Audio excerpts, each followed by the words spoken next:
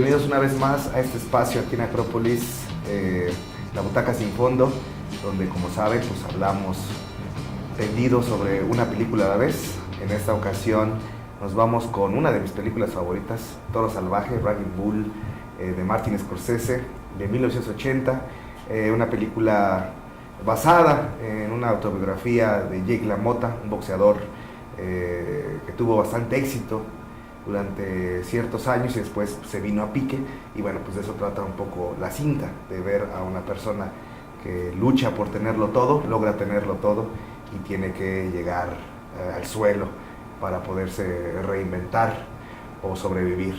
Y creo que en el cine de Scorsese parte de las constantes más importantes de su discurso es eso, ¿no? Todos sus personajes en todas sus cintas son peleadores con la vida, ¿no? Se suben al ring de las experiencias y tienen que pelear y luchar por ellos. En esta película ese discurso queda, creo, un poco más directo, más visual, más eficaz también. Una película grabada en blanco y negro, en ese entonces ya no era algo natural, sino parte de un discurso estético. ¿Y qué podemos encontrar aparte de esto, de los personajes que pelean con la vida? Pero no solo que pelean con la vida, en esta película de Toro Salvaje, podemos decirlo así, es un personaje que golpea y que también es bastante golpeado. Sí, y creo que el título en español va bien, pero creo que la traducción es mucho más certera, ¿no? En cuanto a la apreciación del personaje. Rage es ira, ¿no? Y el personaje es iracundo de por sí, ¿no? Tiende a violentarse con cualquier cosa, ¿no? Sobre todo con su mujer, cómo la trata, a todos quiere golpear por cualquier cosa, y creo que esta parte de rabia que tiene él muy adentro es lo que lo va llevando tanto a caer como al mismo tiempo también a levantarse, ¿no? Porque es tanta su energía que tiene que lo impulsa a seguir adelante, ¿no? A trascender y a poder convertirse en un boxeador, pues, de renombre, ¿no? Dentro de los circuitos en los que está dentro de la película, ¿no?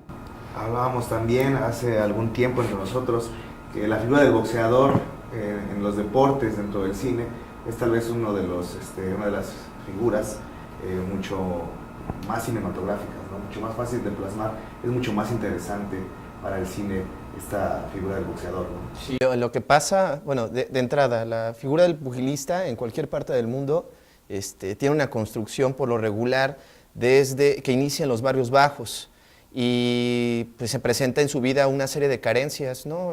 Necesariamente determinadas por ausencias, por problemáticas de alcoholismo, por implicaciones de masoquismo, sadomasoquismo, y esa inseguridad eminente que al menos en el personaje de Jake LaMotta, y representado por Robert De Niro, pues hace evidente cada una de estas condiciones. Ahora bien, 1980, que es cuando se realiza esta película, Martin Scorsese venía en una picada, vamos, o sea, había hecho pues bastante dentro de esta nueva ola de cine instaurada en las figuras gangsteriles, en los barrios neoyorquinos y demás. Pero esto propiciaba también un consumo muy fuerte de drogas y una serie de eventualidades que lo estaban llevando en picada. El mismo Robert De Niro es quien lo convence para que realicen esta película, para que se lleve a cabo, y entonces yo pensaría que en mucho Scorsese toma el ring como una metáfora de una pelea consigo mismo, ¿no? Y trasladarlo de esta manera, pues yo creo que es el elemento contundente. La figura pugilista siempre nos va a permitir llevar esto, ¿no? Pero creo que si esto se combina con las condiciones del propio director, con la lucha interna, pues los resultados son tan favorables como lo es Toro Salvaje. Conjugamos entonces no solo el discurso del director, sino las constantes y el hecho de la experiencia vivida en ese momento, que no era la primera vez que Scorsese estaba en el hoyo por las cuestiones de la droga, más que nada de la cocaína. Recordemos Mean Streets y demás de sus cintas, pero en esta película creo que eso cuaja, y muchos de los críticos, muchos de los historiadores del cine consideran una de estas entre las... Bueno, Scorsese tiene una amplia filmografía, pero consideran a Raging Bull como una de sus mejores cintas, ¿no? Y ha de ser un poco por esto, ¿no? El hecho de entender, bueno, un director, lo primero que tiene que hacer al tener un guion es entender la historia, la naturaleza de la historia y cómo se debería de contar mejor una historia de esta forma, ¿no? Podemos encontrar, por lo que nos cuentas, que Scorsese lo que hace es traspolarse él mismo dentro de la cinta, ¿no? Ponerse a pelear poner a pelear su cine con sus experiencias, con su vida, y pues logramos algunas de las secuencias más importantes en la carrera de Scorsese. Sí, bien lo mencionas, incluso la edición por ahí tuvo un Oscar, ¿no?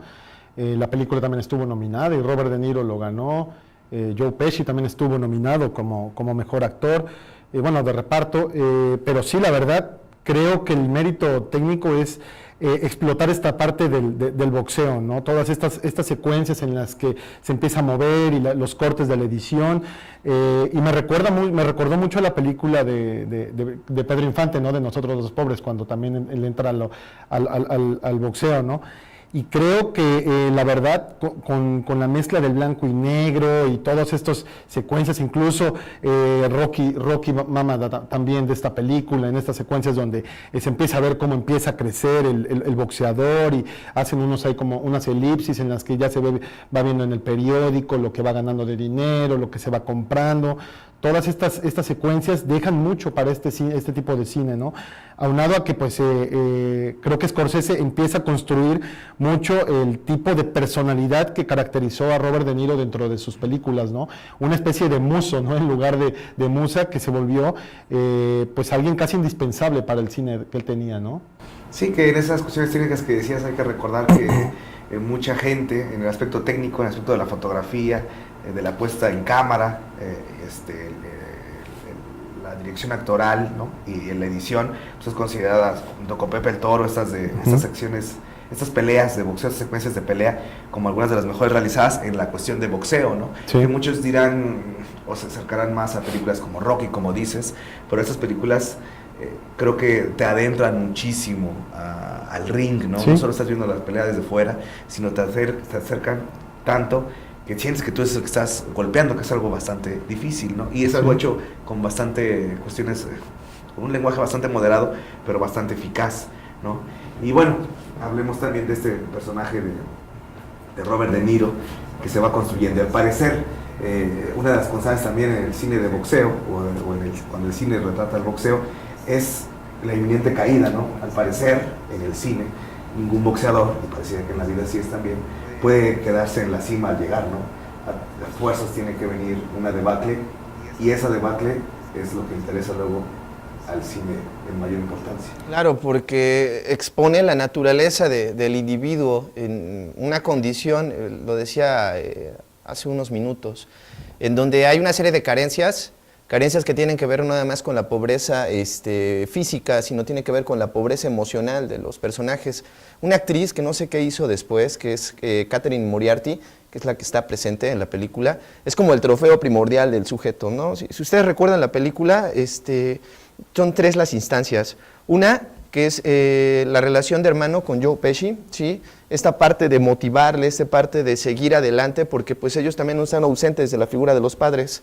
El hecho del cortejo que tiene con Moriarty, y la tercera parte que tendría que ver con la implicación del mundo pugilístico y todo lo que tiene que empezar a tener como ganancias, riqueza, respeto, pero algo que me gusta mucho de Scorsese, digo, y sería cuestión de que pues a lo mejor ahí se ve representado mucho de él, siempre esta implicación de inseguridad, siempre esta implicación de sentirse menos. No sé si recuerdan algunas escenas como cuando están en el cabaret, por ejemplo, la propia inseguridad que siente para con su hermano en esta golpiza que le pone a Joe Pesci, la inseguridad y el castigo lacerante. No sé si todos los boxeadores se consideran a veces costales, ¿no? Y que tienen que ser golpeados, pero a mí una de las cosas que me impactó para con la película fue precisamente esto.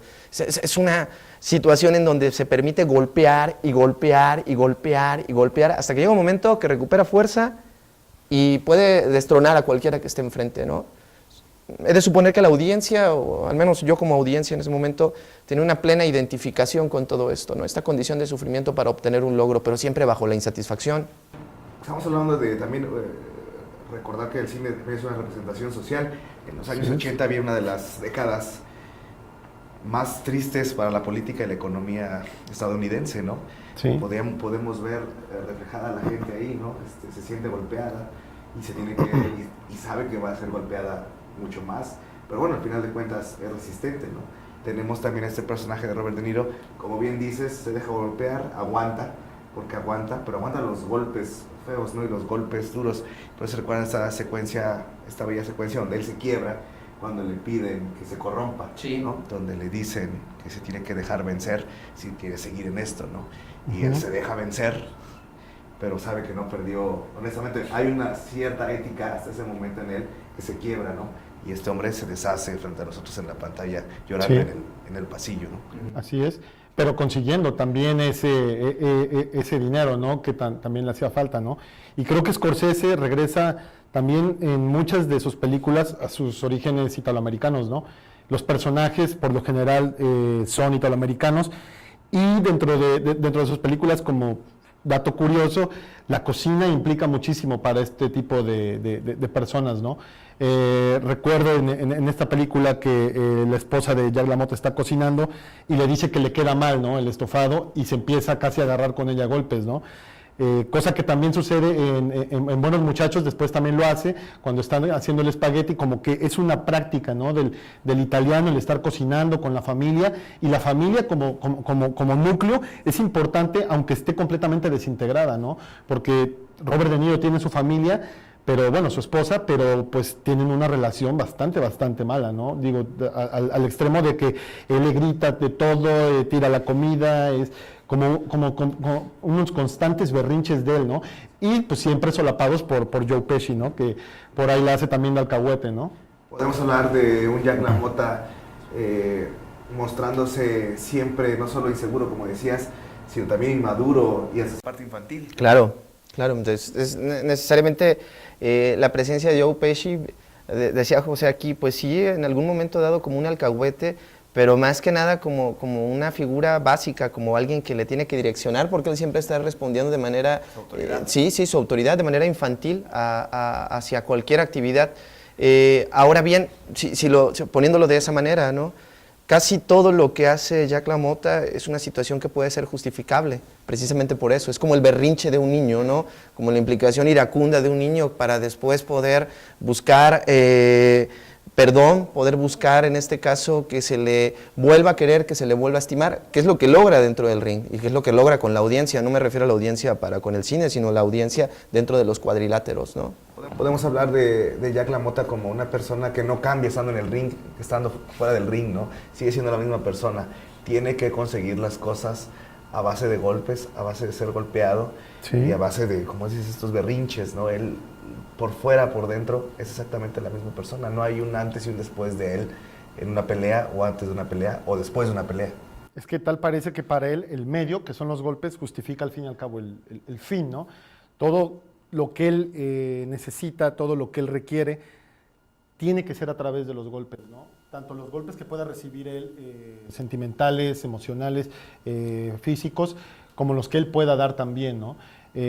Recuerdo esta parte en la que conoce a la chica que está en la alberca, ¿no? Que a como dé lugar la tiene que conocer y a como dé lugar tiene que estar con él, ¿no? Tanto que hasta compra un coche para poder salir con ella, ¿no? Convertible, ¿no? Y Roberto tiene mucha razón en el sentido de que Joe Pesci se vuelve una especie de guía, pero una guía que también está ahí como que debatiéndose entre la salvajez de su hermano, ¿no? Como decir, bueno, sí, yo voy a seguir el juego, pero hasta qué cierto punto, porque también me puedo ver ahí como que con una cierta represión de él, ¿no? Pero siempre el hermano, aunque sea el hermano menor, es el que tiene como que la mayor cordura de los dos, ¿no? Una cierta conciencia. Pero bueno, vamos a nuestro primer corte y regresamos para seguir hablando de esta maravillosa película de Scorsese, Raging Bull.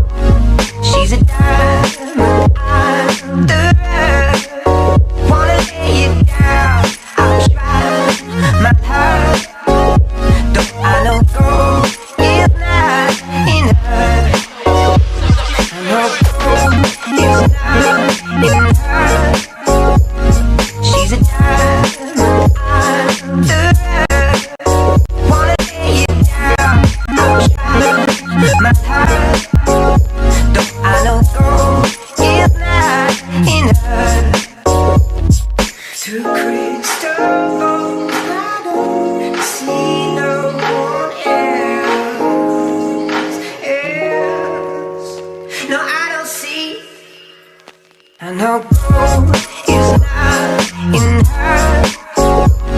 She's a diamond under her. Wanna lay it down, I'll try my heart.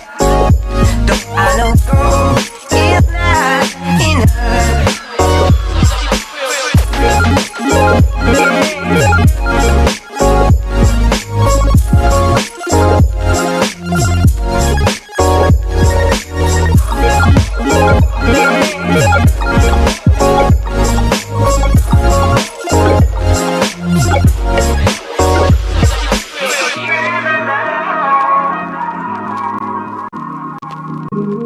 Semanario Acrópolis, periodismo con ética, para que usted esté bien informado. Todos los jueves lo puede adquirir en puestos de periódico o llamando al 813-8175. En Acrópolis Multimedia cumplimos 10 años y lo celebramos informando a Veracruz.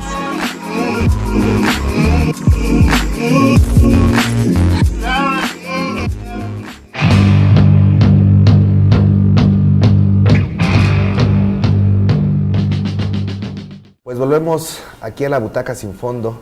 Seguimos hablando sobre Toro Salvaje, Raging Bull de Martin Scorsese, película realizada o estrenada en 1980, una película que, como dije hace rato, fue filmada en blanco y negro, en una época en la que ya el blanco y negro ya era más bien una opción, un discurso estético. Yo nunca he investigado mucho por qué Scorsese decidió filmarla en blanco y negro, no sé si ustedes tengan el dato, pero si no, ¿cómo interpretar esta decisión de Scorsese de filmar esta película, específicamente con esta historia, en unas tonalidades blancos y grises? Es una hipótesis, ¿no? Bien lo decías, tiene que ver con el discurso estético y tiene que ver con el discurso narrativo. Si bien no es una película que represente una idea sobre el cine negro, sí podemos tomar ciertas décadas que aluden a la novela. Las peleas de estos cuates empiezan más o menos en los años 40 y ahí se va hasta los años 60, finales de los 50. Creo que le da mayor emotividad la ausencia del propio color. Ahora, si recuerdan estas escenas que son frecuentes, que tienen que ver con las golpizas, que tienen que ver con la violencia, parecería en un momento dado que se reduce el nivel de hemoglobina, pero hace todo lo contrario, ¿no? El propio impacto en la propia condición del no color provoca todavía mayores niveles te estremece, violenta en mayor medida. Desde mi punto de vista, creo que esa fue la decisión. Además, que es el único trabajo de Scorsese, si mal no recuerdo, que está en blanco y negro, ¿no hay otro más? Sí, creo que no, esta parte contrastante que tal vez quiso decir, ¿no? Esta parte contrastante en un personaje que ni es ni tan contrastante como hemos dicho, ¿no? Es un tipo que siempre lo único que busca es, contrastante en el sentido sí lo es, pero no siempre es el mismo dentro.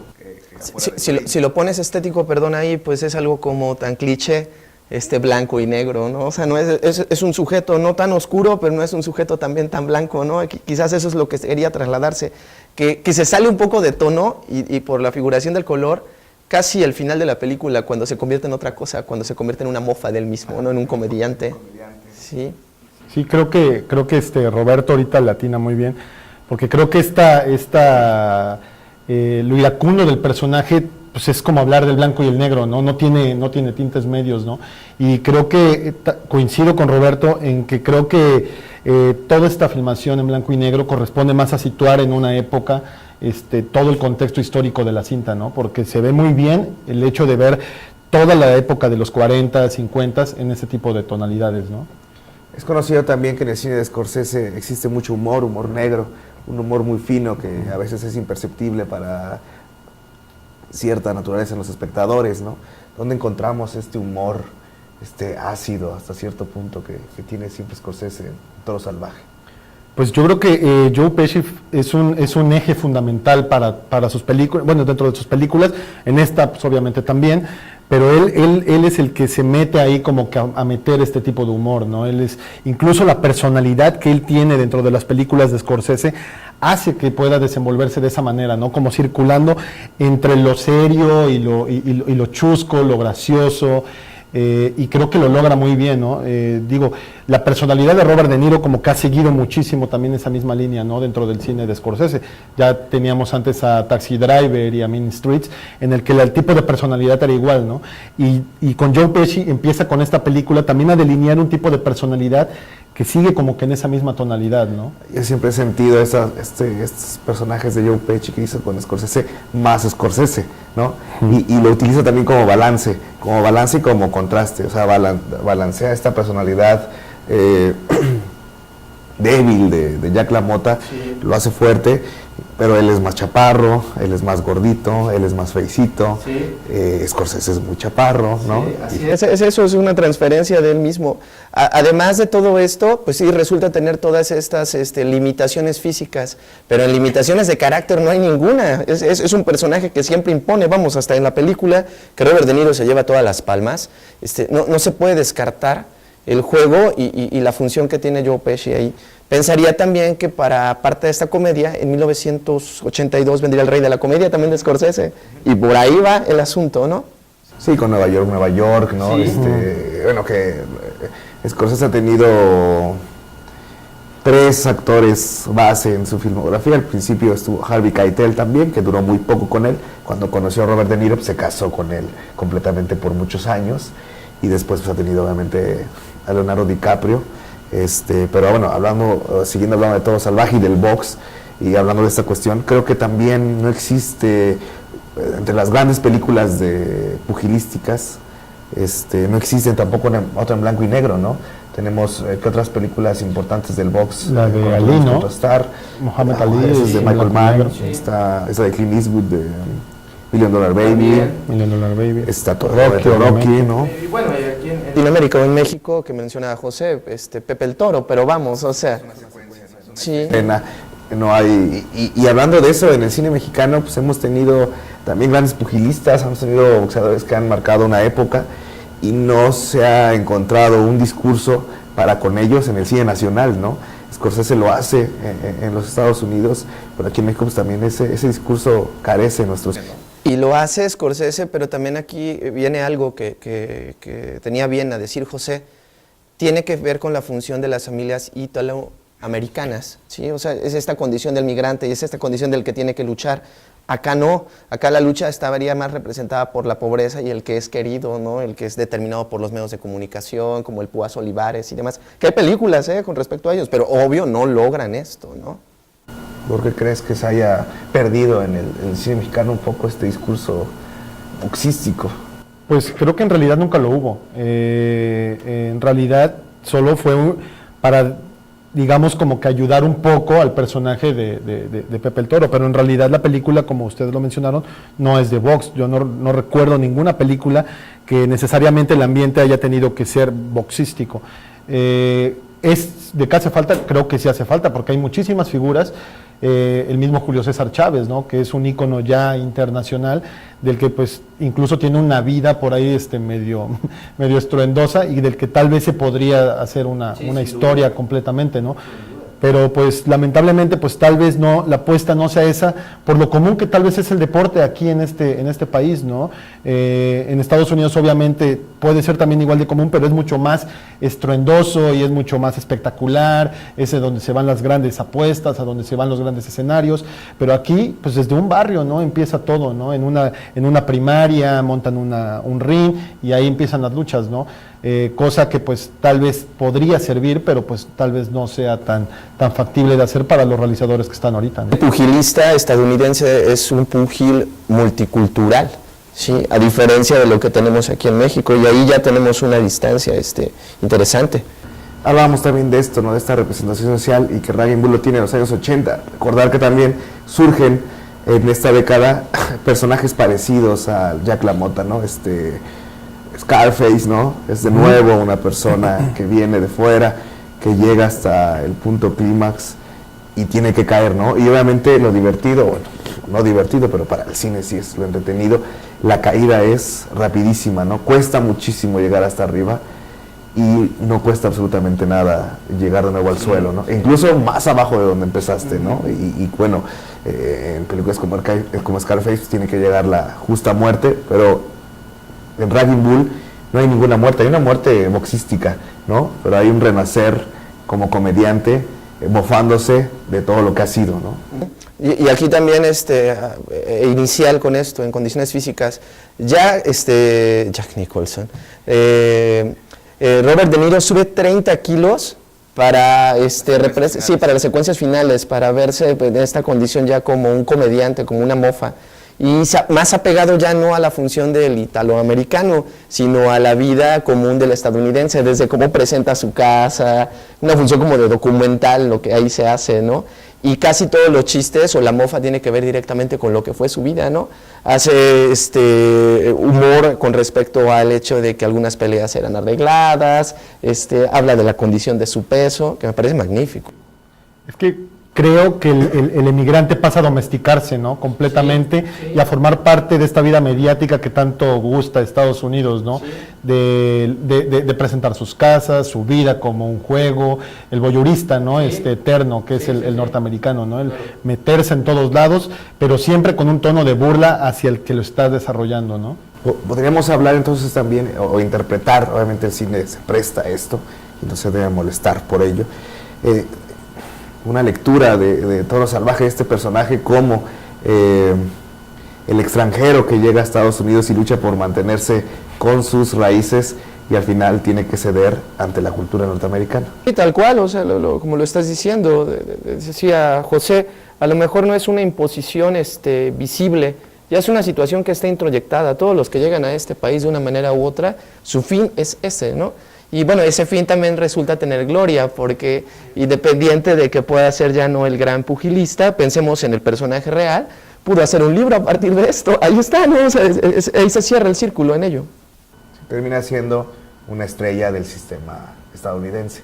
Sí, como muchas de las películas que han hablado sobre esto, ¿no? Y la verdad es ver Scorsese mira desde su perspectiva de migrante todos estos cambios, ¿no? Que se dan, él mismo forma parte de un cambio, ¿no? Dentro del mainstream de Hollywood, ¿no? Empieza como un director tal vez más independiente y se va formando ya más dentro de una elite no hollywoodense, pero pues sí de fílmica, ¿no? De instituto y todo el rollo.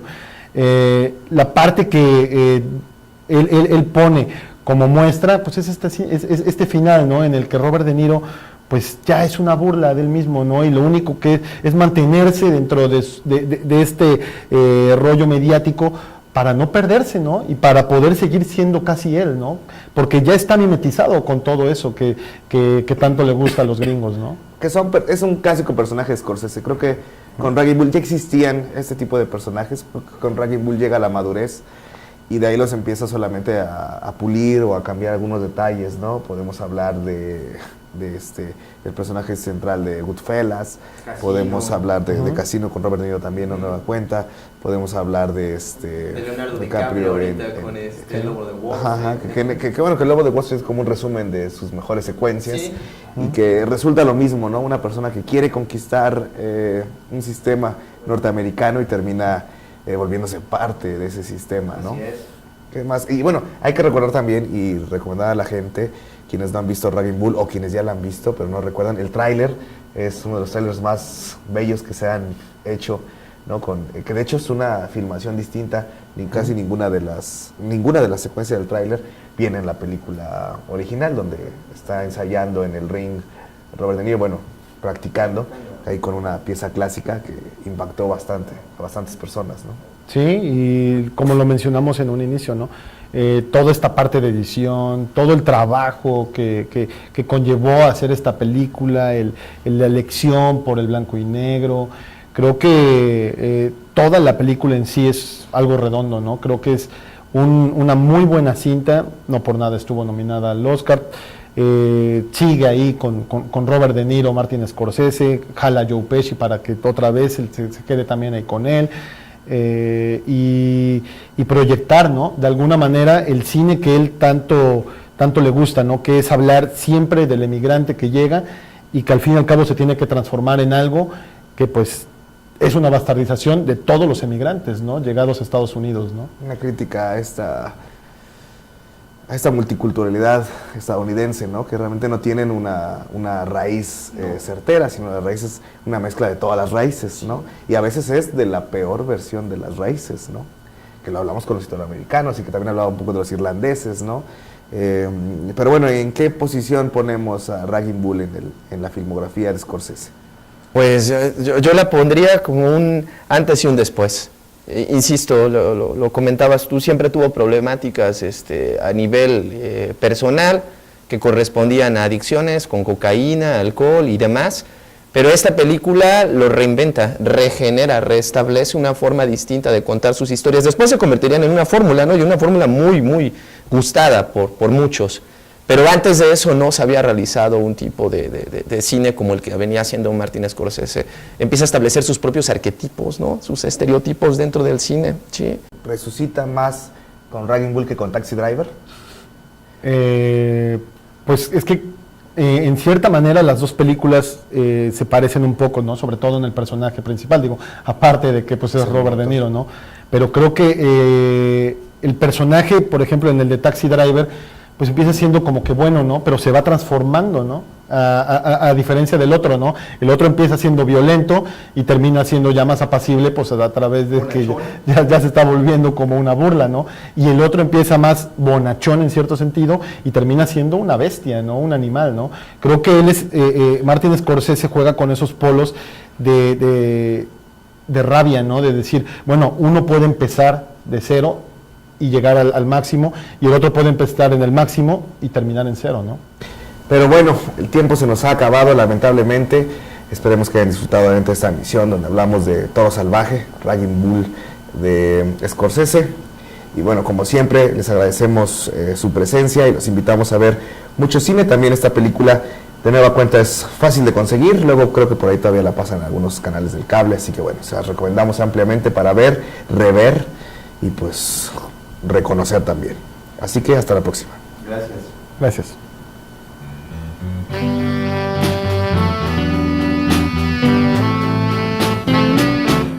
Every time I see you,